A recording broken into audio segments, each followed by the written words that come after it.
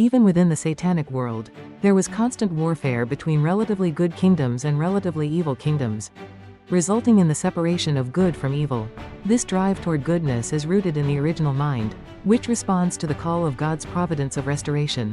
Had King Solomon served God's will until the end, he could have exercised his God-given political skills to unify the nations of the Near East. He could have assimilated the Egyptian, Minoan and Mesopotamian civilizations, which were weak at that time. He thus would have built a worldwide dominion to which the Messiah could come and realize God's sovereignty on earth. Unfortunately, Solomon fell into idolatry. Consequently, God had to begin a dispensation to dismantle this monarchic society, which he had so painfully built up. Since the kings of the United Kingdom of Israel did not lay the foundation for the Messiah, nor complete the groundwork upon which God could restore his sovereignty, God eventually divided the kingdom into two: Israel in the north and Judah in the south.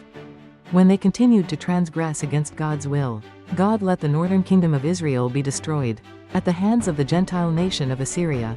The Assyrians in the 8th century B.C. had conquered the entire ancient Near East, including Egypt, to build the First World Empire. The kingdom of Judah upheld God's will for a time, but then rebelled against him. Hence, God allowed it to fall into the hands of the Neo-Babylonian Empire, which had supplanted Assyria as the Second World Empire. After the fall of Judah, God kept the throne of Israel vacant and put the Jewish people under the control of successive Gentile empires for most of the period leading up to the coming of the Messiah. Most notably, God placed them in the Hellenistic cultural sphere, which laid the ideological framework for democracy. God fashioned Israel's society in the form of democracy in order that when the Messiah came, he could be hailed as their king by the will of the people, who should have welcomed him wholeheartedly. However, the Jewish public did not so elevate Jesus.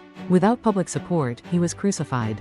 Consequently, at the consummation of the providence which had begun 2,000 years earlier, with the calling of Abraham and his descendants out of the sinful world, its purpose was attained only spiritually.